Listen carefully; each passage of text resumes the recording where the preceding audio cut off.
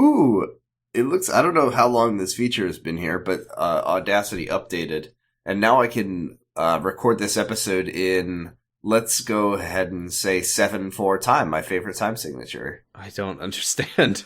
There's a little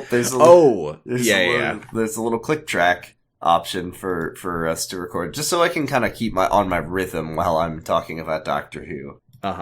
I think this is a good episode. It was we're in Doctor was there. We're in 7/4. There was a werewolf, and Queen Victoria was there, and also there was some monks, and there was the Doctor. I thought the Doctor would fuck the Queen, but he did not at all. She was so too cool old to be fucked. Too bad this can't go in. Why not? Doesn't make any sense. It's funny. Start the episode.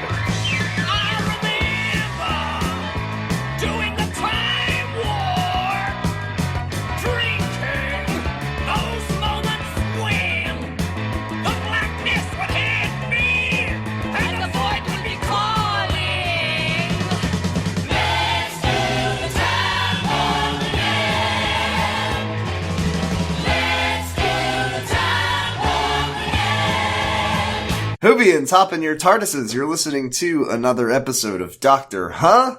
Hey, we love the monarchy, don't we, folks? We're clapping for that diamond. That good diamond that you love to see in the hands of Queen Victoria, who owns it legally. It's hers. I'm Jordan, and I will not be saying awoo this episode. Well, Jordan, here's what I have written down. I'm Sam, and I'd like to wish you all a happy awoo year. God damn it. The episode's, hey, it's been a year since we last recorded. Well, no, we are recording this on New Year's Eve. Jordan, I'm furious. Why are you furious? Because there's werewolves?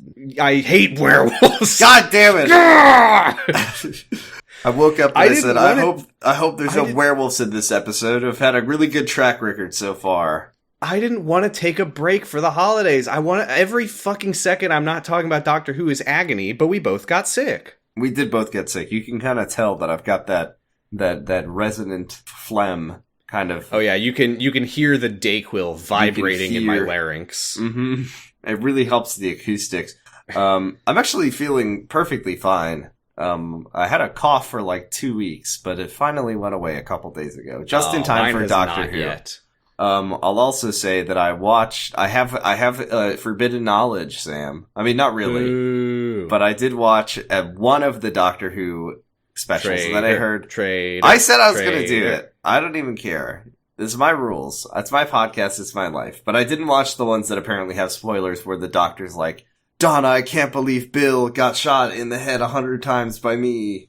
Chai did put some very Doctor Who spoiler timestamps for you. Yeah, so I can watch them safely, but shall I? May I? Must I? Even when we roll that episode, I will be using those timestamps. Yes. Will you? No. But I'm told that there is a scene in The Giggle where the Doctor is like, Bill's head fell off, remember? Neil Patrick Harris is there, and he's like, I'm just a floating hand or whatever. Or no, you're just a floating hand. And isn't it sad that that's the hand that shot Bill in the head 6 times when you were Peter Capaldi? And he's like, no. Is Neil... So you watched the first of the specials, yeah? Yeah, it's good. I liked it. Is Neil in that one? Neil's not in that one. Neil's only in The Giggle, I think. Okay, because I was gonna ask, but I guess you wouldn't know, and I guess nobody tell me if they do know, unless you know, if he's doing a British accent. Hello, Governor. It's me, Neil Patrick Harris, innit? It's gonna be legend. Wait for it. Oh my god. Dare we? What? That's how they say it? It's legendary. I don't know what that is. The first episode was called The Star Beast, or I think it might have been in other parts of the world been called The Meep, but Disney was like, we can't call it that. No one will watch it if it's called that. It was good. Donna was there. I liked that. The Star Beast. Now, Jordan, wasn't that the plot of the first episode that we watched for this podcast? If you think about it, pretty much all of the episodes are about various star beasts. Including this one. Very literally. Yeah. Here's a fun story. I spent way too long, because I woke up, and then... Because I don't feel like I talk about this enough on the show, that I am fully nocturnal because of work. So I woke up at like 4 o'clock, and then I was like, okay, time to watch Doctor Who, because I forgot to do it last night. and then I spent, I would say, about a minute and a half trying to find the episode that I thought was called Werewolves of London. That's not an episode of Doctor Who, that's a song. But I was just like, I know it's in season 2, and I know it's called, and I believe in my heart it's you called watched Werewolves. The entirety of An American Werewolf in London, and you were like, when is the Doctor gonna show up? I accidentally watched Teen Wolf, and I was waiting for the Doctor the whole time, but he never showed up. The movie, the show, or both? All, yes. You watched all Teen Wolf media, and you're like, I feel something's not right here, but I can't put my finger on it. Potting Bros project. We watch all of Teen Wolf, and we only stop when the Doctor finally shows up. This is Series 2, Episode 2, Tooth and Claw. Yeah, it's the werewolf episode. It's the werewolf. It was written by Russell T. Davies and directed by Eros Lynn. Russell, I didn't. This is, I think, I'm gonna put my foot down here. I think this is the worst, my least favorite David Tennant episode we've seen so far. I didn't like it. I'm so glad you said that, because I didn't like this episode one fucking bit. I didn't like anything about it. I didn't like Doctor and Rose in it either. They were annoying me, which is really unusual for them. They were being like feral. In the werewolf episode, it was the Doctor and Rose who were being feral. Now, Lauren tells me that this episode, depending on who you ask, begins right after the Doctor and Rose have had sex. I don't like that at all. Now, obviously, that's not canon. Oh, what is but that? Just they are very giggly. They're very. That's because Neil Patrick Harris is about to do his British accent. Yeah, in just a matter of decades. He came back because he wanted to hear it again. Yeah, I guess there's two things in this episode that that kind of got out of me, and it was number one, that David Tennant got to do his normal voice. Yeah, David Tennant normal voice real. And number two, did you catch a little classic era Easter egg? You know, I think I did in the moment, but I what was it? It's when they arrive in Scotland in the 1800s, and the Doctor gives a fake name. Oh, what was his fake name again? James McCrimmon. Oh, yeah, no, I didn't get it. What is it? It's Jamie. Oh, is that Jamie? Oh, because Jamie's It's that Scottish. guy that we've met a couple times on the Patreon. It's the guy who most of his episodes don't exist anymore. It's that guy, the longest running companion, who all of his episodes were thrown in a fire on purpose. I'm pretty sure Jamie was like a Scottish soldier, so maybe that was Jamie. Maybe Jamie was there and he's like, oh, good to see you again, Doctor. I'm James McCrimmon, and the guy he's talking to is like, no, that's me. But he didn't recognize him because he wasn't a Three Stooges looking guy who had a secret family. Yeah, this episode I didn't care for it. This episode, I think, loves the Queen, even though this episode loves the Queen. Yeah, even before some deeply offensive monarchy ideas that made me absolutely furious. I just didn't like this episode. I didn't understand. I don't know why. The fact that this is like a very important episode for Doctor Who canon is... This is why Torchwood exists. Yeah, this is why Torchwood exists. And she's like, and Queen Victoria's like, we will make an institute for intergalactic fuckfests where they can get lewd and nude as much as they want. I hereby declare that this estate is the sexy bachelor pad of Jack Harkness. I hereby name this estate Sex House. It is done. Someday I'll watch an episode of that show and learn what it is. What, Torchwood? Yeah. I'm pretty sure it's just... I'm legitimately imagining it as just like Jack Harkness just goes into work, he clocks in with a punch card, and then he has sex with an alien for the whole episode. Doctor Who pornography. As people watch through a two-way mirror and take notes. They're like, and this one is the writhing tentacle mass of Globulon 42. I also was surprised because obviously everyone knows that Torchwood is an anagram of Doctor Who. That was a joke, sorry.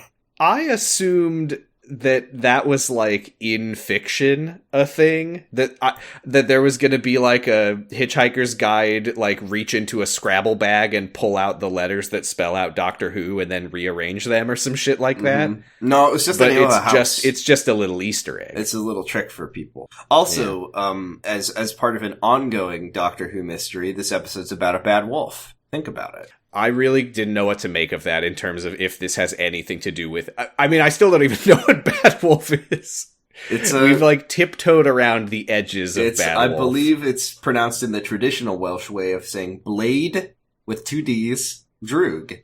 And I believe our listeners will be very happy that I said it like that. Okay, so the doctor is trying to go to 1979 to listen to some, like... you're skipping the scene with horses and guys. Oh yeah, there's a part where there's a chorus going hoo ha ha hoo hoo ha hoo hoo ha ha. There's these did you like when a bald monk walks up to this guy and says, "We will be taking your house, Khaleesi"? I did. I will tell you the one thing that made me enjoy watching this episode was because of the fact that the bad guys were a bunch of besuited bald men. Every time they took a guy out, I just heard, "Good work, 47." And it made it very... Yeah, so I just want to make sure that you know that the lead baldy is Piat Pri. He's taking us to the House of the Undying. Yeah, they all disrobe into their like orange... They're wearing gi, and I don't know why. It never comes up again. These are 19th century Scottish monks, and they're doing Shaolin shit. Hoo hoo ha hoo hoo hoo ha ha. The fucking Avatar: The Last Airbender fight music starts playing. And they start beating people's asses. And I gotta say, Eros Lyn can be a bit hit or miss. Sometimes he's good, sometimes he's not. The quick cuts and Dutch angles and camera spins in this episode, and especially this fight scene, I was not enjoying it. Mm-hmm. I was getting dizzy watching this. And yeah, they beat up the guys and they say, "We will be taking your house." They start running amok in the local businesses, which is one of the worst things that you can do. The worst thing you could do is throw a rock through a Foot Locker's window. They wheel a big cage into this guy's house. This guy being Lord Robert, who we'll be spending more time with as we go forward. And they say, "May God forgive me," which I feel like doesn't really carry forward with what we these don't characters actually are. Like what we're doing, but we actually love it. Yeah, it really, they like planted the seeds of like, they, it's like, this is the burden they bear. They don't, this is their dark work that they regret doing. They love it. They love it.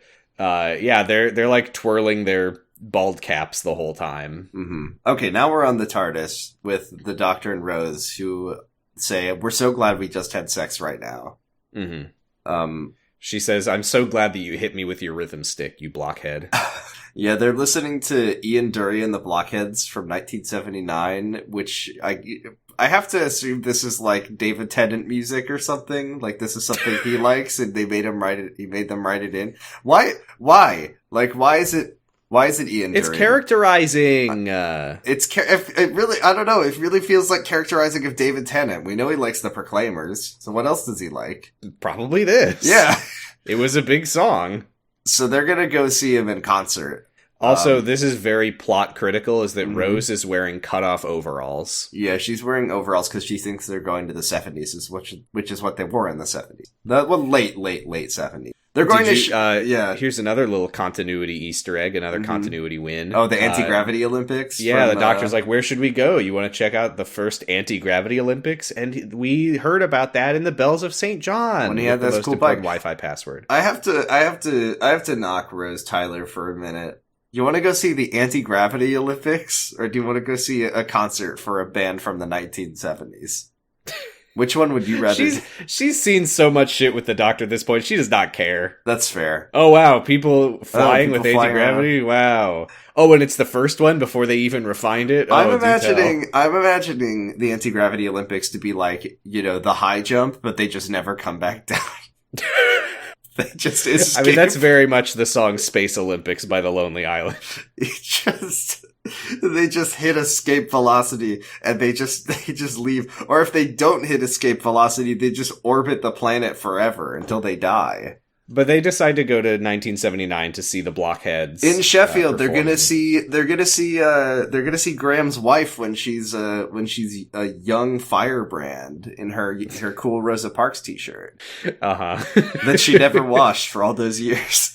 So the TARDIS, it's a rough landing for whatever reason. They fall over and laugh. He lists all the great things about 1979, and one of them is Margaret Thatcher. Ugh. So it's like I don't know. He's like, what an amazing time. Margaret Thatcher. Ugh. He doesn't like Margaret Thatcher, but he does include her in the list of great things about 1979. They walk out of the TARDIS and there's guns in their faces. They're actually in 1879, and the Doctor realizes that they're in Scotland, and he starts doing a David Tennant impression.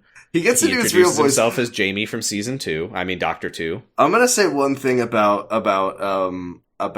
the new episode that I watched, which is that the Doctor says, oh, I've had a very weird time. I was a guy with a bow tie, then I was a Scot, then I was a woman. And it was very funny to hear David Tennant say, I turned into a Scottish man. For a second, I thought you were talking. I thought you were saying that he was referring back to this, but no, he was referring to. No, he was saying Capaldi. being Peter Capaldi meant he was Scottish, but not being David Tennant, because he wasn't allowed to be Scottish. No. I did like. I said I didn't like anything about this episode. I did like when Rose starts trying to do a Scottish accent, and the Doctor's just like, "Stop it! Don't. Mm-hmm. You're embarrassing me. Just don't." Who knows? We might be about to meet the Queen. As we go through this episode, watch as I list all the things that I liked about it, and then I give it an A at the end. So the Doctor shows them the psychic paper. You know how it goes. And there's the guards are guarding a carriage, and there's a woman inside who says, "Let them approach."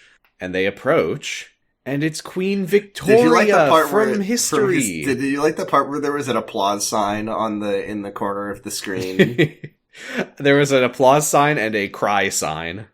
I don't know what it is about British people and Queen Victoria. I will never understand this not as a monarchist or as in a historical perspective, or is it anything like, do I have anything about this in American history that we're, I guess, yes, all the founding fathers, never mind, what am I talking about?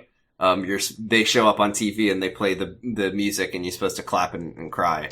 It's weird though, because that's the kind of thing that happens in shitty low budget conservative ideology movies where it's we're gonna meet Abe Lincoln and he's gonna talk about how the Republicans are good today and everything's the same and don't think about it too much. I don't know. Was this episode weird. Guest directed by Daily Wire? Is that what you're saying? Yes, I'm saying Daily Wire directed it. It was written and directed by Ben Shapiro. Yes, that's what I'm saying, Jordan. Mm-hmm. So Queen Victoria is here. Everybody clap. Everybody rise. All rise for the Queen. Her husband is dead, and she's very sad about it this episode. Oh. Sorry, Prince Albert. You better let him out. Of the ground. And then he shows her the psychic paper, and she hasn't had psychic training. So she falls for it, and he's apparently her protector. Also, this is where we start the running, beaten into the ground joke of Rose, you're practically naked. She's by the modern standards. Naked girl, because she's wearing shorts. Yeah, and the Queen is like, ugh, this feral child. This child is displeasing. There's a really bad running joke in this episode that I did not like one bit, where Rose is trying to get the Queen to say, "We are not amused," and it was not fun. She wasn't even doing a good job of trying to set it up. She should have just held a piece of paper and said, "Can you read this for me? I'm illiterate." Yeah, she makes a bet with the Doctor, 10 pounds, that she can get her to say it. The Queen is on the road, trying to find safety. We'll get to what her journey is near the end of the episode when it's revealed. But the Doctor's like, why didn't you take the train? Because she's going to Balmora from Morrowind. Nice. And there was a tree on the tracks, so there's no train. They're going to have to take the road. Because it was an assassination attempt, because everyone's trying to kill this bitch. She survived 6 attempts. But my aim is getting better.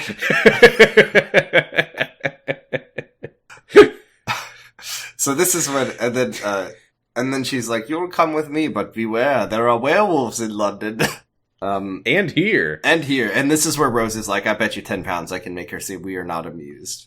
They arrive in the town from the beginning of the episode, and we meet once again Sir Robert, who is the lord of the Torchwood estate or whatever. And he... Oh, okay. This is in my notes here. I was so confused because throughout the episode, he keeps being like, "I've committed treason, the ultimate treason," and I had no idea what he was talking about. It's because he didn't It's because this is sort of a Dr. Yue situation where they have his wife and he's having to go along with their plans. But the really funny thing is that he really tries. He's like, you should be on your way, Your Majesty. We have no food here. Go away. But then when she's like, no, we'll stay here. He's like, what have I done? What have I done? Yeah, but Piotr Pri is wearing a suit now. All the Baldies are wearing suits now. They're all 47 now. We will eat your wife if you do not do this, Khaleesi. So he welcomes the queen and says, the place is really shitty right now. You should probably get going, huh? And she's like, no. And then he's like, I'm a traitor. I tried. And this is where we learn that this is the Torchwood estate, and the queen's late husband, Prince Albert, often spoke of this house. He was good friends with Robert's dad, who never gets a name. And he would come here all the time, and they would talk about wolves. Just dude stuff. We also see that the queen has a box, and I'll tell you something, was this episode was set at Torchwood Estate, and the queen had a box. So I thought there was going to be like some alien technology in there. Like like it's way stupider and really bad. I thought this whole time that the doctor was going to fuck her. Did he fuck Queen Victoria? No, he fucked Queen... didn't he fuck Queen Mary? Yeah, he did. Yeah, and all the rest of them. Yeah, he's probably had sex with This is the only one he didn't, apparently. Yeah, this is his last in the set. Okay, so then we go... he's so close to platinuming the royal family. We then see downstairs, like, all the servants... No, yeah, there's, like, all the servants and also, Lord Robert's wife, whose name is, I think, Flora. No. Flora is the one who's in a... Yeah. Her name is Lady Isabel. This is like the third Isabel in distress on Doctor Who. It's a bad universe to be named Isabel in. It's variations on a theme. Also, if you look at one of the maids, it's Clara. That's not true, but in my mind it is. And good. There's a man in a cage, and very scary. Yeah. That's what the Baldies unveiled when they said, God forgive us, or whatever. We go upstairs to the studitorium with Robert, and he's like, Your Majesty, look at this very cool telescope. And then the doctor says, this telescope sucks ass. It's a really bad telescope. It's a big piece of shit. He asks Rose if he's being rude, and she says, yeah. And he's like, it's actually great. It's a work of art. And Rose, the queen, again, this stupid running joke didn't work at all, because the queen is like, I think that it's a lovely piece of equipment. And Rose is like, Are you sure, Your Majesty? You wouldn't say that you're unamused? And the queen is like, I'm very amused. No, I just said I like it. Like, if you're gonna have this running joke, at least make it work at all. She says, did you know that I love my cousin Prince Albert very much, and he died, and he liked your dad, and he hung out, and they told werewolf stories together. They would come here, they would drink, they would talk about wolves, and then they would probably jerk off together. And they'd say, Margaret Thatcher, oh no! Do you know the story about the Beatles jerking off together? So Robert is uncomfortable. Not allowed to talk about it. What's that? I said, do you know the story about the Beatles jerking off together? Beat the Beatles. Oh, I've seen that headline. I don't know anything about. It's okay. They're dicks. So Robert is uncomfortable. The doctor's like, tell us the wolf story. And Robert's like, it's so scary. But then Piotr Pri walks in and says, Your Majesty should be brought to her room because it's almost dark. And the queen is like, can we get some clothes for this stupid girl, this ugly naked girl? I'm unamused by the state of dress that Rose is like, aren't you unamused by my clothes? And the queen's like, shut up. Have her killed. I do not like this one. And then the queen just like looks directly at the camera and goes, full moon tonight. Oh, you don't say. We get a scene of a kitchen full of Agent 47s, all simmering pots of herb. We find out that this is mistletoe. Is this a thing in mythology? It's a thing in Doctor Who. Werewolves and mistletoe. Now I haven't heard this one. Have you? No. And then this is the scene where they start passing out mugs to the guards, and every time the guard drinks one, they fall down, and then good work, Ford. Good work, good work, good work, Ford. Good work, Ford. Good work. We get a funny scene of Rose trying on different period appropriate clothes, and then at no point does she actually wear any of them. This made me think about the very good classic Doctor Who episode of what was the one in the castle? It was called the King's Demons. The Mind of Evil? The King's Demons. The King's Demons. Where what's her name? The companion that week. Don't tell me. It's been a while. We need to watch some classic Doctor Who very soon. I remember her name. I'll tell you if you want. It was Tegan. Tegan, that's right. Tegan is very ill-dressed for a cold medieval castle, and they say, go so put on they give her furs. Yeah, they're like, go put on some Victoria, or some, they just castle. drape a dead bear over her. She's just wrapped in a blanket for the whole episode. That's right. And this is what that made me think of. So Rose opens the wardrobe and finds a terrified maid named Flora hiding inside. And she looks exactly like Clara. And she says, everyone has been hostaged in the... Rose says, the doctor will keep us safe. They go out into the hallway and they find the soldiers passed out on the ground, and then the Baldies ambush them and drag them away, and now Rose is captured. Now we're having dinner with the Queen. My dream, if only... if you could have $5 million or dinner with the Queen... Sign me the fuck up. And I'm having dinner with the Queen and asking her about how she built her fortune. And then the doctor's like... I want to hear the story about the werewolf. And then they like briefly talk about werewolves, and then the Queen is just like, love my husband werewolves so are how I know that my husband is out there somewhere. The stories of the great beyond. Since when are werewolves proof of the afterlife? I know when I see that big dog. That there is... When a gigantic wolf man charges at me to rip my head off, I'm like, so my husband is out there somewhere. Well, it's because werewolves are creatures of Satan, and if Satan exists, then God must exist. But we already know Satan exists. She's like tearing up, and she's like, the beauty of ghost stories is the promise that we might not have to wait until death to be reunited with those we love the most. Was this the thing? I'm like, okay, that's your takeaway from what if there was a big wolf that ate people? Was Queen Victoria into that, like, spiritualism, like, talking to the dead kind of stuff that Harry Houdini liked to debunk? This is the thing about this episode, is that the two core things about it are that Queen Victoria and Prince Albert had the most beautiful romantic love of all time, and also the monarchy are the ultimate heroes of reality. They do love that. They love those guys over there. Not just the relationship between Queen Victoria and Prince Albert. They love that shit. They are so beautiful. So beautiful. Now, I don't know off the top of my head if they were cousins. They probably were cousins. We don't know for sure, but, flip a coin. Rose and Flora are taken to the room with the cage and all the other prisoners, and Rose tries to, like, reach out to the person in the cage, and she's like, are you a prisoner? And then he opens his eyes, and they are big and black and scary, and he's not a prisoner, he's scary. That this was a blonde master in there, eating a hamburger. What was his name? I already forgot. Saxon. Something Saxon. Harold Saxon. Harold Saxon. Harold Saxon. That'll be fun to see that episode when it's in its proper context. Instead of the burger one? No, we already watched that. No, the one where Harold Saxon takes over the whole world and everyone forgets about it. Oh, yeah.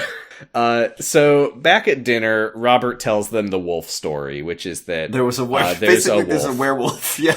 There's a But the only notable part here is that sometimes local children go missing. Oh, I was going to say that it happens like every 10 years. No. His exact words are once in a generation. And I was just like thinking about that. Once in a generation is actually a stellar track record for children going missing. That's pretty good. Especially for these times. I mean, it's not good, but that's pretty... like once every, 20 years. That's downright manageable. Right. Once every, 10 to 15 years a kid goes missing is like... Also, this is the 1800s. Yeah, exactly. It was probably way worse back then. The child mortality rate is lowest in the country in this specific part of town where a child only dies or goes missing once a generation. All hail the wolf. Thank you, wolf. Awoo. I said there would be none of that this episode, and you broke it. I literally had it written down in my notes as the first thing that I would say on the episode, so you can't hold me to that. All right. Now, if it was me saying not to say it, then it would be another story. I don't remember who in the scene is like, what's so scary about a wolf? And then Robert's like, no, you don't get it. It's not just a wolf. It's not just a wolf. It's a werewolf. Yeah, and the doctor's like, ooh. Rose asks the guy in the cage if it is from outer space, and it says, you are quite intelligent. You must be a time traveler, Khaleesi. It's not. It says that this body, and we will find out that the body is like a host. That's why people are going missing, is for this thing to live in their bodies. This body is from just 10 miles away, but it was stolen by the Brethren, the monks, for cultivation, hosting this thing. And Rose said, where are you from, thing in the body? And it says, outer space! Wolves of outer space! And it says, when I bite people, I possess them, and I want to bite the queen and possess the queen, and that will begin the Empire of the Wolf. And then, this is what I was saying earlier, is that I don't know if this is part of the fucking continuity of the where Bad she's Wolf like, stuff. you've seen the Yeah, you have seen the wolf, but you burn like the sun. I require the moon. So yeah, I have no idea. This has to be Bad Wolf, but... Probably, but like, this episode is the beginning of the Torchwood storyline, and we've watched how this season ends, and it doesn't have anything to do with werewolves. Remind me, Bad Wolf, the one with Blythe Droog, that was Christopher Eccleston, right? Yeah, that's Boomtown. Boomtown, that was a good one. I like that. It was a good one. So maybe Bad Wolf has already been... This series, this is building towards Torchwood and Army of Ghosts and Doomsday. So maybe Bad Wolf is related to Christopher Eccleston. I vaguely remember it. I just can't remember when Bad Wolf stuff happens. It must have been in season 1. Yeah. So this is more fun so callback. I don't know if the wolf, like, saying you have the sight of the wolf or whatever, I don't know if that's him saying, like, Bad Wolf stuff still ongoing, I have something to do with it, or if that's just him being like, hey funny coincidence that I'm also a wolf. I'm a Bad Wolf, he says. Me too, thanks. So we go back to dinner, and Robert says that did he say that his dad claimed to have communicated with the werewolf? I don't remember that, but probably you wrote it down. Maybe I was not, because I wrote that down, but I was like, I don't know if that's right. And I didn't bother going back to check it out because I wasn't interested. Mm-hmm. But the Brethren of the nearby monastery impeded Robert's dad's investigation. Every time he showed up, they put on their karate gis and started doing stunts at him. And at this point in the conversation, Piotr Pri just looks out the window and starts going, I love the wolf and I am the wolf is cool, the wolf is based, the wolf is based. And they just keep talking while he's fucking chanting out the window. Robert's just like, oh yeah, you know, monk things. He says, I suspect that the Brethren may have turned from God to worship the wolf instead. And the doctor looks at Piotr Pri and is like, maybe they're already here. And we don't get this reaction from Robert, but I assume that he in his head is thinking, yeah, man, that's what I'm fucking trying to say. Like, it felt in this scene like Robert forgot that was what was going on. Oh, very interesting. Perhaps interesting point, Doctor. Perhaps the bald men may be bad. We go back down to the basement where a window or like a cellar door. Ooh, I love the phrase cellar door. Beautiful. Shut up. Opens up and the wolf gets hit by the moonlight, and then he turns into a werewolf, and then Rose says, everybody, yank the chain. This sucks, everyone. And they all go, yeah. The doctor runs out of the room to look for Rose as the werewolf starts to transform into a werewolf. Piotr Pri just like, oh, there's a guy we haven't mentioned because he doesn't matter. Oh, the captain? Yeah, Captain Reynolds is at dinner. And we've just introduced our viewers' mental image of this scene is completely ruined because they forgot to consider Captain Reynolds. Yeah, I didn't write anything down about him because he didn't matter before and he won't matter later, but he gets attacked by the werewolf. Or no, he gets attacked by Piotr Pri. Yeah.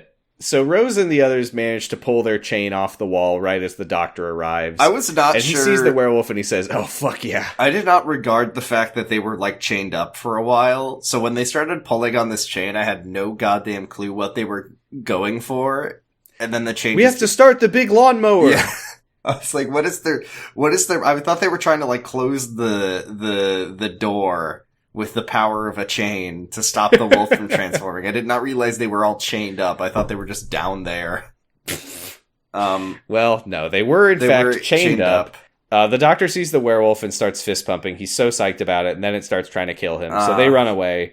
The queen pulls a gun out and says, "I'm epic. Have you seen that Christmas episode that we didn't like?" And she shoots at Piotr. I don't remember if did she kill him? I think she kills him. I had a joke. I don't think we see him again. Which is that the monastery brethren are called the werewolf eating your face party. Yeah, pretty much. But yeah, he's just like, "What will you do about it, Khaleesi?" And she's like, "Are you gonna kill me? Better make it count." There have been 6 attempts on my life so far. Don't fucking test me, bitch. I'm Queen motherfucking Victoria.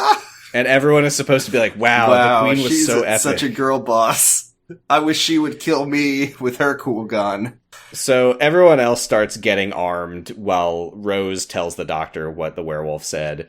The werewolf breaks into the room with them and starts attacking the doctor, but they all shoot at the wolf and it runs away. This is where we properly meet Robert's wife, Isabel. And they talk about... Lady Isabel, do not go into the bubbling waters. You'll hate it. So the doctor tries to get everyone to go upstairs, but one of the guys who is here is like, "Please, we shot the werewolf. There's no way that the werewolf could possibly still be..."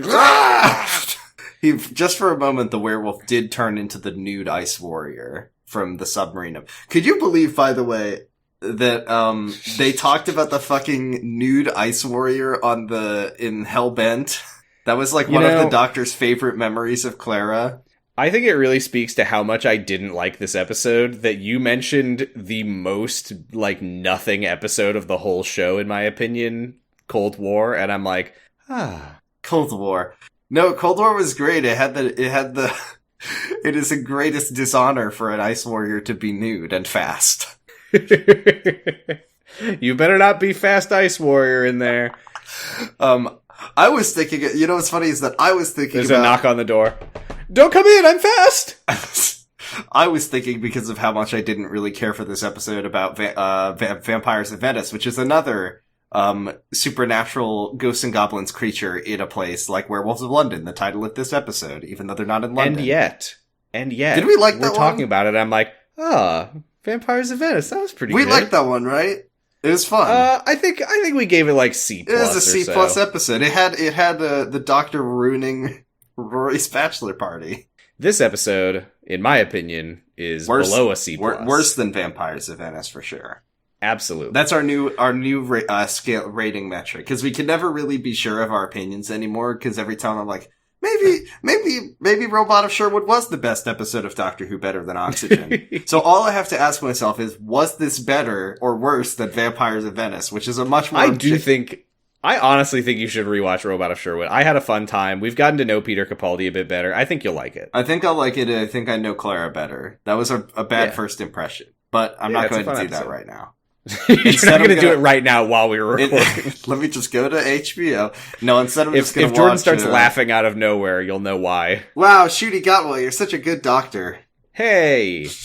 I said I can, and I will. The women are all taking refuge in the kitchen. And Russell. I think that says more about you than it says about Rusty. No, I didn't like how it sounded coming out of my mouth. I heard you say it, and I cracked a slight smile because I know you just walked yourself into a trap. But they are literally taking refuge in the kitchen. And they see that all of the werewolf eating your face party boys are wearing wreaths of mistletoe. And they're and the werewolf sort of walks into the room, but then it sniffs around and walks back out. And they're like, huh. And then they start looking around they find mistletoe all over the place. 2 consecutive scenes of people discovering that the werewolf is allergic to mistletoe. And the doctor's like, the werewolf, he licks the door and he says, mistletoe oil, the wolf must hate it. Or maybe he does literally lick the door, yeah. And he says with absolutely no evidence, that maybe the werewolf eating her face party trained the werewolf to hate mistletoe as a way of controlling it. Yeah, we're skipping ahead a little bit though, because this is we get the important scene of Captain Reynolds. Oh yeah, I mean, honestly, we could fucking skip this scene. His big crowning moment. Yeah, it's just that Captain Reynolds is like. Actually, I do want to mention that they are about to jump out the window, but then the Baldies and their gi start shooting at them. So they're like, "We have to go up the tower," and they climb up the stairs of this tower. And a little while later, they will climb up more stairs of more tower. And I was really trying to figure out the layout of this estate. I guess that's very Dark Souls, very Dark Souls 2, where they climb up more stairs and now they're in the lava world. So the werewolf almost gets Rose, but Captain Reynolds shoots it and it backs off again. This time the wolf doesn't like getting shot. He doesn't like getting shot. I think we've found some common ground with the werewolf on that. And Reynolds asks the queen about the box. He's like, the box was empty. Do you have the contents? And she says, yes, I have the contents. Get hype for that mystery. It's not good or interesting. Reynolds tells them that he's going to hold it off and be a hero and a good old boy. And he tells Robert that he's a traitor to the crown for fucking up or whatever. And they are like, okay, we will go. Thank you for your noble sacrifice. And as he's like shooting the werewolf to try to keep it held back. We get bones crunching, by the way. We get a lot of bones crunching, just like in we do. Yeah. But Rose is just standing there watching. She likes it. That is not how a noble sacrifice scene is supposed to play out. She's never seen a man die like this before. He's like being torn in half, and he's like, "What? Go!" There's a part later. Why are you still here? There's a part later that is my favorite, funniest part of the episode that's kind of like that, where this is skipping like to near the end, but that's coming up anyway, where they need someone else to make a noble sacrifice. When they just do it twice. Lord Robert is like, I will hold him off by letting him kill me, and that will buy you the 3 seconds you need to do the thing you need to do. So stupid. It's not like noble. He's not like holding him back or like shutting the door. He's just like, I will walk out there and die. Really cool and helpful.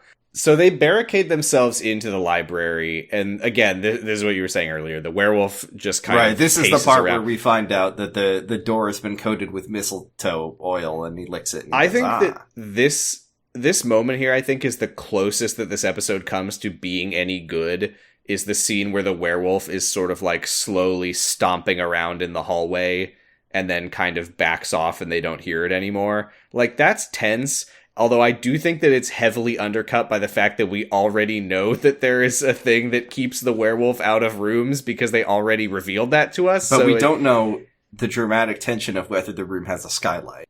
Which they just didn't bother to show us. And they also didn't bother to put mistletoe on the skylight. No. This will keep him out. Yeah, but...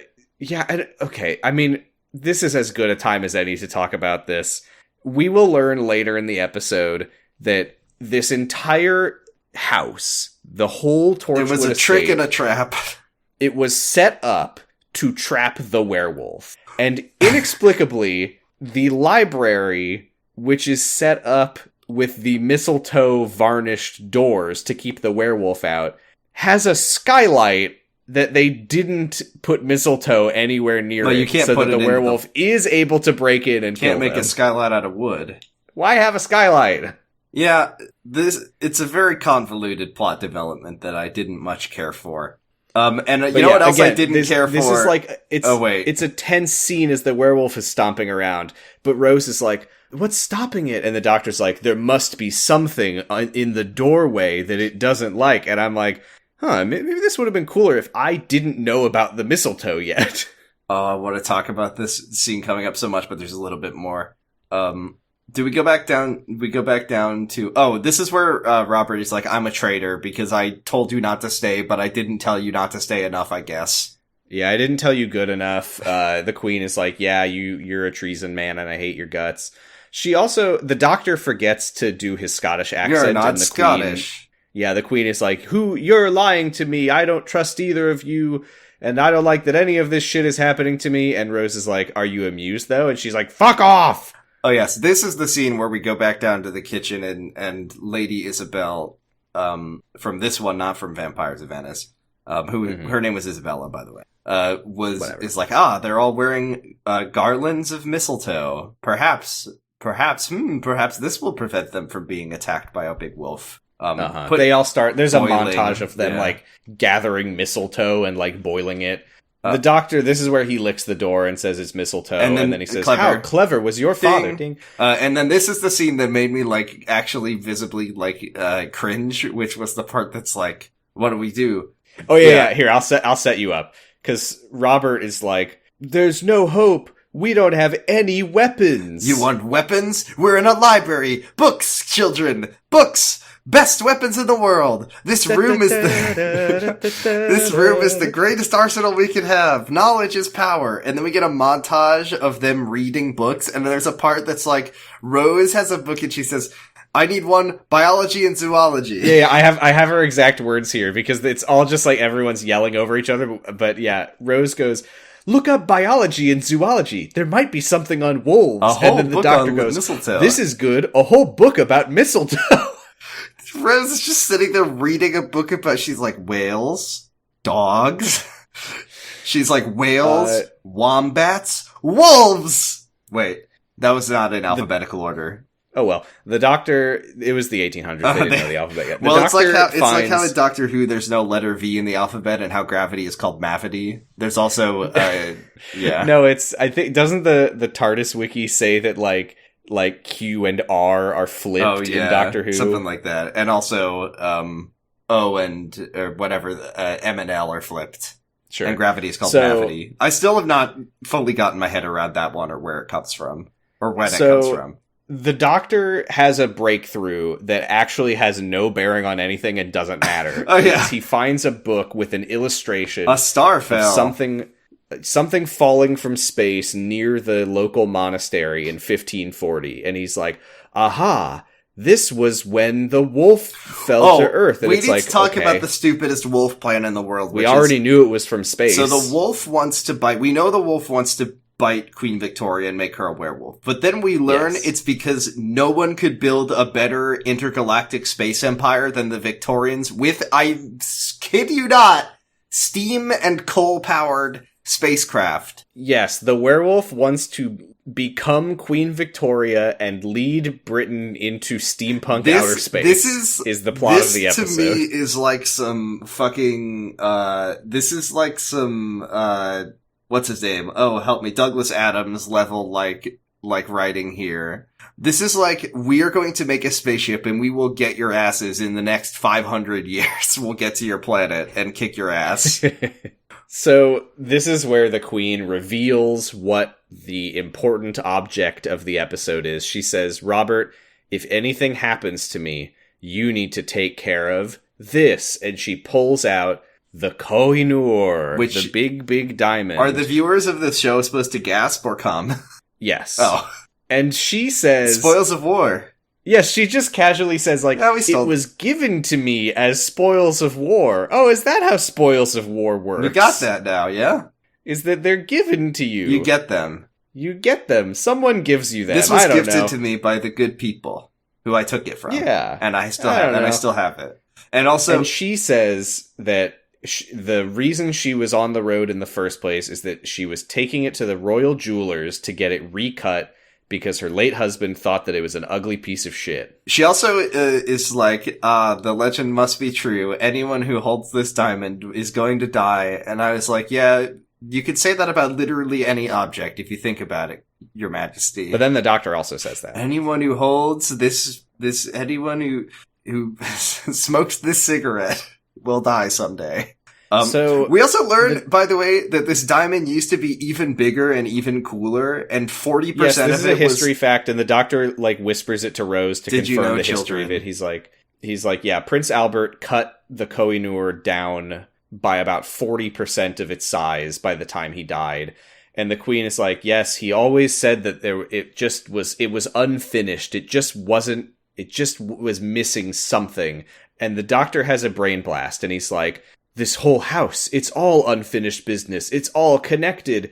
The house is a trap for us, but the trap has a trap for the werewolf.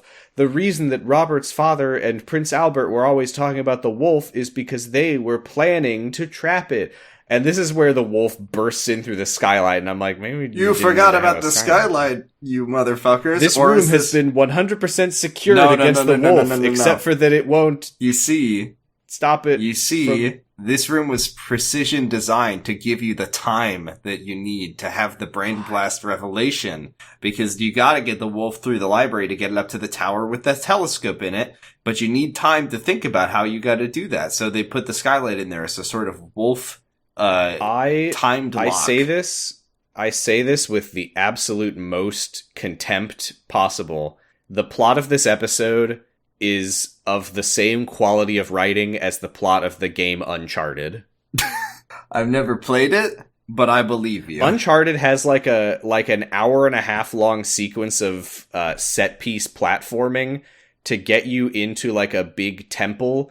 And then you, like, put down a thing, like Indiana Jones style, to tell you where to go next. And it points you to the building across the street with a big sign on top that says, "Come here." That's really cool. People like those games. I've heard that they get better, but the first one is an absolute piece of shit, and I can't believe that they got 4 games out of it. Anyway, so they run it back into the hallway. The wolf almost kills Rose, but the maids arrive and throw some boiling mistletoe water at it, and it runs away. This is where they go up more stairs. Yeah, this is where they run up the other tower. Maybe they just reused that footage from earlier for all I know. And this is where we learn... so they go into the telescope room, and Robert grabs a sword, and he's like, I got this. He's like very confident now for some reason. I'm gonna die now. I'm gonna kill myself for you. Yeah, he's like, I will keep the wolf out. And the doctor says... Oh yeah, this part made me so mad. Your Majesty, I need the diamond. And she says, whatever for? And he says, for the purpose it was designed for.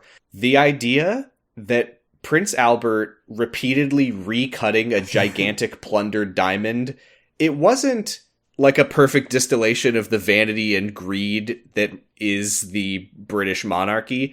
Actually, no. That was ingenuity. That was him planning a secret tactic to save humanity from a space monster that was going to kill us all. Actually, the ultimate heroes, when you think about it, are the British monarchy when they get a diamond recut 10 times. When they steal a very big diamond, and then they cut it to make the perfect werewolf killing machine. And then they don't give it back either, because you never know when you'll need another werewolf killed. So we gotta hold on to it. We'll get to what the diamond actually does. Ooh, it's stupid. Robert confronts the werewolf in the hallway, and he says, I will be a good guy. He's like, I'll hold him back, dead. Hold the lock. We need to keep the werewolf occupied for 0.1 second. Robert, get out there. So the doctor I'm obsessed with this also, is the telescope is not a telescope. In fact, if you tried a telescope shaped... If you tried to use it as a telescope, it would blast your corneas off and you'd just go instantly blind because it amplifies light in the opposite direction. It's like a fucking magnifying glass burning ants directly for your face. And no one told Robert that. So his dad was like, no, Robert, never ever point the telescope at light or you will die. Your eyes will be burned. You can look at stars with it, but don't look at the moon for the love of God. It's too close, my beautiful boy. Yes, it is a light amplifier that will focus the moonlight into a killing you beam. And the werewolf arrives in the room. Oh, the light is focused into a big bright beam on the floor. And I'm saying, oh, so they just need to point that at the werewolf. No, because you see, Jordan, the issue is the telescope needs to be pointed directly at the full moon, which means that they, instead of having it designed to then point with like an adjustable, let me direct the laser at the werewolf, no, they don't have a thing to direct the werewolf. Instead, you have to put the diamond on the floor. You gotta just chuck it at the floor. X. I also really like the doctor slides it across the floor like he's a fucking bartender sliding a fucking mug of beer. Our listeners may be confused. Why does moonlight kill the werewolf? Doesn't the moonlight make the werewolf the werewolf? And then Rose also asks that question, and the doctor says, like, if you drink too much water, you'll die, if you think about it. Yeah, he says, we're 70% water, but we can still drown. And Rose is like, oh, okay, fair enough. Makes sense. Yeah, hey, that's weird, because I know he kind of just, like, hand waves that away, and it's like, no, this type of moonlight will kill it. Yeah. But why? Why does it do that? It reverses the polarity of the werewolf. Great. Yeah. Well, he does it, and the werewolf floats into the air and T-poses. And he says, thank you! He says, kill me, please. Well, the wolf form explodes off the body. I think that what's happening here is that the host... Yeah, the man is like, kill me, please, thank you, let me be free, and then they pointed at him, and then he morphs back into the wolf, and then disappears? That was very strange. Quick cue, why? Why does the doctor kill him? Why are we just like, oh, okay, I guess the host might as well die. Like, no, the wolf's gone. The doctor has never killed anyone. He trapped him inside of a mirror. Why is the host forever. Like, kill me, and the doctor's just like, all right, fine. He wants to die. I don't know. He trapped him inside of every mirror for hurting the queen. But yeah, they kill the werewolf and the poor kidnapped man. It's fine. Only once in a generation does something like this happen. And then the queen looks at her wrist, and the doctor says, "Did the wolf bite you?" And she says, "No. When it broke in, the door splintered, and a little bit of wood cut me. It's fine." And the doctor's like, "Oh, okay, fair enough." Here's a strange scene that comes up next. Afterwards, the next day, the queen knights them. Sir Doctor of the TARDIS, and Dame Rose of the Powell estate. Is that where her and Jackie live? The Powell estate. One would assume. And then she says, "Fuck off, go away." But wait, she knights them. Yeah. And the doctor is like, Your Majesty, you were saying that you wish that your husband could contact you from beyond the grave. It's a beautiful sentiment. And this diamond, the only thing that this diamond represents is your husband's love and his compassion for humanity. She's like, what a nice sentiment. Fuck you, you're evil, go away. You're my enemy. And yeah, she banishes... She says... This is so stupid. Yeah. Because she's like, thank you, doctor. But also, I am not amused. And Rose is like, yes. So it's like the running joke didn't work as it was happening. And then the payoff also didn't work. Yeah, so the queen is she banishes them from the empire for consorting with the stars and for doing profane magic, as opposed to the cool consorting with the stars. You are being banished for your connections to science and outer space. Unlike my husband, who also loved science and outer space. Goodbye. So some guy just takes them back to the TARDIS, and this is a bizarre scene because I have no idea if it's setting up more stuff that happens in the season. Because the doctor's fun fact. We don't know if the wolf got her or not, but Queen Victoria did have hemophilia, and everyone thought that was confusing because her parents didn't have it, and it's a genetic disease as far as we know. They called it the royal disease, so maybe actually that was her becoming a werewolf, and they say that her children also had the royal disease too, which means that her descendants might also be werewolves. I think this was just the show having a cheeky dig at one of the monarchs. I can't remember which one. Princess something or other. They're like... She says, she's like, well, Princess Anne, need I say more? And the doctor's like, ooh! And then I'm watching I don't know. And then they all together. They're all fucking werewolves. Yeah. Who gives a shit? And that's the end of the episode. Nope, that night, Victoria asks Isabel... the one... what are you gonna do with the house now? And Isabel says... I don't know, and Victoria says, I will make it a legacy to your husband's bravery. Bring the personal lubricant in, boys! The Torchwood Institute of Sucking and Fucking. And then... More like Jack Hardness. Be an ace in a game of blackjack, Harkness. Next time on Doctor Who, Sarah the doctor is teaching a college class and he meets a woman named Sarah Jane Smith. What? And K9 is here in Gargoyles also. K9 is here and the doctor gives it a kick and he says, I never liked this fucking dog. He turns into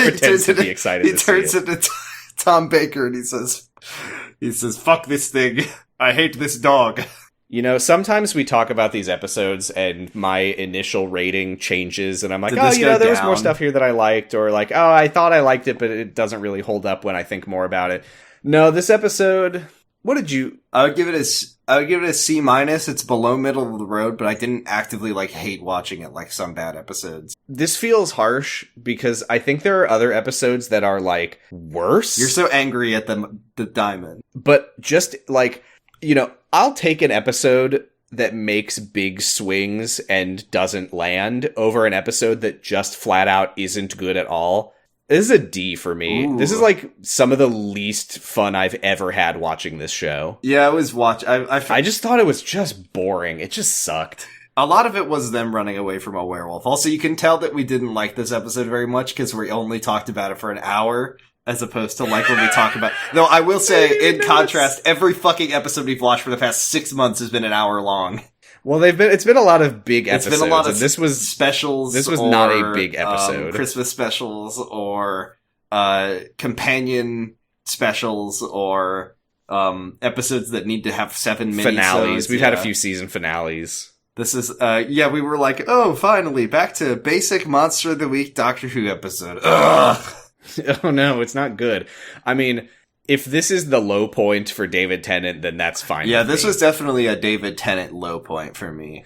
I was surprised though, like this episode was well received. People like this episode. I mean, my thing for like Doctor Who can be very bad, and there can be very bad, weird, unpleasant episodes, but this one was, it was just boring. It wasn't like... Yeah, it wasn't fun bad, it was just bad. It didn't give me anything to sink my teeth into, like Lord Robert. Like Captain Reynolds. God, that was Lord so funny. Robert. I will hold the wolf back for 0 seconds. Goodbye. I will hold him back for as long as it takes for him to pick my spine out of his teeth. That's like in the Snyder Cut when Cyborg's dad is like, I will kill myself for literally no reason. Oh man, you're right. Perfect episode. Okay, time for da da da da da da da da da da da. Do we have any companion awards? Well, the Doctor and Rose got knighted, which is like the best award anyone can get before they got banished from the British Empire, which is the second best award anyone can get. Well, let's think about it. Do we have any companion initiative? Rose told people to pull on a big chain. I don't count that. Next time on, there was Sarah Jane, and if she doesn't get the Sarah Jane award, then, I mean, what are we even doing? Did anyone get the Medal of Vicky? Can I give it to Lord Robert, please? Though I guess torn limb from limb is a step above what usually happens to Mickey. Yeah, we'll give it to him. Do we give it to Reynolds? No, he's got enough medals. No, yeah, he's already well decorated. What else? Do we have any sick stunts? Not really. No. Do we have any No Fuckers No Folly. Fuckers Folly. Who was the Fuckers Folly award named after? Ian Chesterton. Our normal listeners don't even know who that is or why the award is named after him. That's okay. God, we have to watch The Time Meddler. Yeah, I work tomorrow, but maybe. We'll see. Okay. Was that all of our awards? Does the Doctor get his... No gold stars. No gold stars. Did we have a Doctor do a bad... There was the Leela Cross. I'm not giving it to the Doctor. Nobody got killed. The Doctor he did kill the werewolf, but I also hated it. Yeah. No Leela Cross. Well, here, okay. I'm not going to give him the Leela Cross for killing the werewolf. I will give him the Leela Cross for killing the guy that was the werewolf's host. But the Leela Cross is supposed to be an honor. It's supposed to be cool when you kill someone. I guess that's not true. Yeah, you're right. It wasn't cool. Yeah, it wasn't cool. No Leela Cross. This episode's not cool. This episode's uncool. This is an episode for nerds. This episode, Jordan, yeah. Can I roll the next episode? Let's see if we get a good one this one. Wait, which Doctor, though? Shooty got me, smiling serenely. Look, we have one episode of Shooty Gatwa in the pool. I cannot say that I think that it would be a good time right now for us to watch the most recent episode of Doctor Who. However, no, it's a Christmas special. I don't want it. It's Shooty's Gambit. This will be I don't want a Christmas special. This will be the rest of if it's him, it's 100% chance of being a Christmas special. I don't want it. Also, we have a 0.76% chance. This is the rest of my life. No, I actually want, fuck it. We haven't seen, I was gonna say we haven't seen, I mean, we've it's been a while since we were doing much of this podcast. We haven't seen many of them in a while. Yeah. I don't want to see... I want to see Jodie. I was gonna say Jodie, but we did see Village of the Angels not that long ago. But that's fine. I want to see Jodie. Let's see Jodie. Let's do Flux. I don't want a Flux. I want a normal Jodie episode. There's not that many of those. I want a Flux episode. I want one. I want Flux. I want one. It's Capaldi. Series 9, it's Episode 7. It's a Part 1, which is a relief. The Zygon Invasion. Which companion is this? This is season... Oh, this is Clara. Yeah, we're in the Clara era. The Clara. Zygon. We've seen the Zygons. I think we've seen the setup for this episode, because... So this is This is right after The Woman Who Lived. Right. We saw the next time on where the Zygons come back. The Zygons are like those tongue shapeshifters. Yeah, we got good reviews. I'm always excited to see Capaldi. And this, I didn't like The Woman Who Lived, but if Clara's in this one, that'll be fine. Is Clara in this one? Also, Is Clara in this one? Or is this in Clara's taking a break from the show for some reason? I didn't look at the cast notes because I didn't want to spoil anything for myself, but I have a question for you. Which Doctor? We already did the that. Zygons were a big part of Day of the Doctor. Yeah, we like that one. Do you think that we're going to be seeing Osgood again? I was just wondering I think we will see Osgood. I think we will. Well, it felt like there was more to that character than we saw. That Osgood was in the next time on when we watched Lady Me Sousa. Oh, you're right. So she's coming. Okay, so we're going to see Osgood again. That'll be fun. I'm excited. Maybe. I'm excited. I hope that I like it. Peter Capaldi. He's my favorite Doctor. How much more? Oh, we got so much. Yeah, more there's Capaldi. so much Capaldi. He was. Yeah, we'll have 29. I think more he's Capaldi the longest running this. Doctor in the new series. What? Isn't he? No, Tennant. Oh, Tennant. Then Smith. Then Capaldi. Oh, he's the third longest running Doctor in a series where there are 4, now 5 different people to play the Doctor. Yeah, and huge congrats to Shudigatwa for finally establishing a shorter running Doctor, assuming that they don't do any more assuming episodes. that the show gets canceled before. Capaldi is now in second to last. Or Eccleston, sorry. You know what's gonna suck is when we start adding fucking series 1, or we'll have to call it season 1 to our pool. So we'll be like, oh, a season 1 episode. Nope, it's Shudigatwa. It came out last week. Just kidding. We'll never roll Shudigatwa for. I've got it in the spreadsheet as series 14. We're not respecting that. Is it 14? 15, 14, 13. 14. That's funny because David Tennant's the 14th Doctor. That's really funny. I can't believe he gets a number. I'm so mad about that because the War Doctor didn't get a number. The Fugitive Doctor didn't get a number. So why does David Tennant get to take up 14 by himself? Shouldn't he just be like... Because we love him. Shouldn't he be like... Can he get a title? He could be like the Returned Doctor. Yeah. Here's the reason. The War Doctor wasn't the Doctor. He had given up that title. But Tennant is the 14th iteration of the Doctor. Can he just say the 10 again, Doctor? Let's wrap this up. Yeah. Jordan. Yep. We're on Patreon at patreon.com/poddingbros. That's where you can give us money for goods and services. Yeah, for $1 a month, people can get all of our bonus content plus a mildly special Discord where we're marking them as a friend of the show in the Discord that I already said that. We will hopefully record an episode on the Time Meddler soon. Are you saying maybe tomorrow? I'll watch it tomorrow. Depends on timing. It depends on when you can record. I mean, I'm off work. Oh, you're off work? Then we could probably do tomorrow. But let me just we'll coordinate that after the podcast. Medley New Year, everyone. Medley New Year, Khaleesi. $5 gets you a pretty special Discord role marking you as a companion of the show. You can send us a message that will read in one of our funny voices. We will shout you out. And $10 gets you an incredibly special Discord role marking you as an honorary member of House Misuza. We will clap for you. You can listen to the podcast live while we record it. God knows when that is anymore, but you can. And all the other shit. Thank you to our $5 and $10 subscribers, Cassidy, JCH, Roy, Stephanie Bolding, Stephanie Karen, Violet Magician, and House Misuza, Destry Hawk, H. Cave, and Sauceworks. Thank you. We are on co-host at Dr. Huh. We're on Tumblr at We are also on Tumblr at Dr. Huh. I'm on co-host at Positive Stress, and you can listen to my other podcast, Sounds About Light. We have finally started talking about the Kingdom Hearts mobile game, Kingdom Hearts Unchained Key. That's a name. Is it is it CHI? It's X. Well, it's the Greek letter Chi. And most ancient letter. No, I know, but it's good. I love it. All right. It's legitimately a lot of fun. Okay. If you insist. What about you? You can find me on Tumblr at Kiwami Breakfast. You can listen to Comradeship Radio, which is a Yakuza podcast I do. Like a Dragon Infinite Wealth, coming soon. Coming soon at the end of January. I'm very excited. I need to finish Gaiden. Me too. I've heard that it will make me cry. That's what I've heard everyone say. Croydon, they call it. Croydon. That's a place in England. We're on noisepace.xyz where you can listen to other podcasts like Check Out This Guy and Jujutsu Kaisen podcast, Special Grade Snacks. I did almost call it Jujutsu Kaisen, but I saved it. Jujutsu Kaisen podcast. And nobody knows that I fucked up.